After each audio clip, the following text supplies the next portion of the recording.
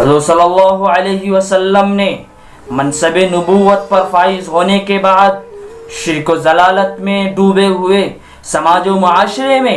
توحید کی صدا بلند کی، اور مکۃ المکرمہ کے شرک زدہ ماحول میں اور شرک زدہ وادیوں میں توحید و رسالت کا بگل بجایا تھا، اور اس کی زد اور اس کا اثر ڈائریکٹ وسائے کفار کے موروثی دین باطل پر پڑ رہا تھا۔ اسی لیے مخالفتوں کا طوفان امڑ آیا، جس میں توحید و رسالت کی آواز پر لبیک کہنے والے گنتی کے چند افراد تھے، اور جن پر عرصہ حیات تنگ کر دیا گیا تھا۔ مگر ان طوفانوں نے اور ان باطل طاقتوں کے باوجود قافلہ توحید بڑھتا گیا، اور مدینے میں ایک مثالی آئیڈیل اسلامی معاشرہ تشکیل پایا۔ دوستو، صحابہ اکرام رضی اللہ تعالیٰ عنہم اجمعین کا سماج و معاشرہ رہتی دنیا تک کے لیے ایک آئیڈیل ہے، نمونہ ہے، اور بہترین عمدہ معاشرے کی شکل میں ہمارے لیے آئیڈیل ہے، جس کے بے شمار امتیازی خصوصیات و کمالات نے پوری دنیا کو اپنی خوبیوں سے متاثر کیا،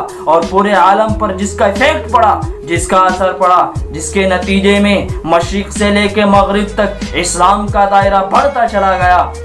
پھر بعد کی صدیوں میں اس معاشرے کی خصوصیات کم ہونا شروع ہوئی، اور اس کی تاثیر و مقبولیت کا گراف نیچے ہوتا گیا، اور اب موجودہ صورتحال مسلم سماج کی یہ ہے کہ ہر طرف غیر اخلاقی تعاون پھیلا ہوا ہے۔ اباحیت، عریانیت، مادیت اور حیوانیت کے باب میں آئیڈیل کا مقام رکھنے والی یورپی کلچر اور تہذیب و ثقافت کی درندگی، فحاشی اور اندھی تقلید نے تمام مذہبی اور اخلاقی اقدار پر تیشے جلا ڈالے ہیں، جن اخلاق و کردار کی دھجیاں اڑا ڈالی ہیں، اور پوری دنیا فتنہ و شر کی آماج کا بنی ہوئی نظر آتی ہے۔ اور حدیث نبوی کے موجب جب گناہوں کی بہتات اور غلط اعمال کی گندگی نے اس سماج و معاشرے کو تباہ و بربادی کے دہانے پر لا کر کھڑا کر دیا ہے، مسلم سماج کی یہ بدحالی اور بے راہ روی پوری انسانی سماج کی نگاہ میں اس کی ذلت کی منظر کشی کرتی ہوئی نظر آتی ہے،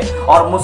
مسلمانوں کی عملی زندگی پر نگاہ رکھنے والا انسان متاثر ہونے کے بجائے مایوس و بددل ہو جاتے ہیں۔ ایک اسلامی معاشرہ انسانی معاشرے کو اس وقت تک متاثر نہیں کر سکتا جب تک کہ اس کے اندر قرآنی نظام نہ ہو، احادیث کا نظام نہ ہو، نبی صلی اللہ علیہ وسلم کے اخلاق و کردار نہ ہو، اور نبی صلی اللہ علیہ وسلم کی تعلیمات نہ ہو۔ دوستو، اگر معاشرے میں اچھے لوگ اور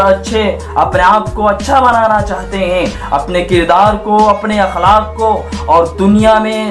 دونوں جہان میں اپنے آپ کو بہترین اور عمدہ اخلاق والا کہلوانا چاہتے ہیں، تو نبی کریم صلی اللہ علیہ وسلم کے اخلاق سے اچھے اور نبی کریم صلی اللہ علیہ وسلم کے کردار سے اچھا کردار کسی کا نہیں ہو سکتا۔ اور یورپی کلچر جس نے آج پوری دنیا کو اپنی چپیٹ میں لے لیا ہے اور پوری دنیا کو فتنہ و شر کی آماجگاہ پر لا کر کھڑا کر دیا ہے۔ دوستو، کوئی معاشرہ قرن اول کی مثالی سماج و معاشرے کی خصوصیات اختیار کر لے اور اس کے کمالات و صفات کو اختیار کر لے، تو وہ سماج و معاشرہ ترقی اور بلندیوں پر فائز ہوتا ہے۔ اور قرآن کریم ایک ایسا ایمانی معاشرہ چاہتا ہے جو انصاف کا علم بردار ہو، مساوات کی روش پر قائم ہو، اور طبقاتی تفاوت، اونچ نیچ اسلام کی نگاہ میں جاہلیت کی لعنت اور غلاظت ہے۔ ظلم اور ناانصافی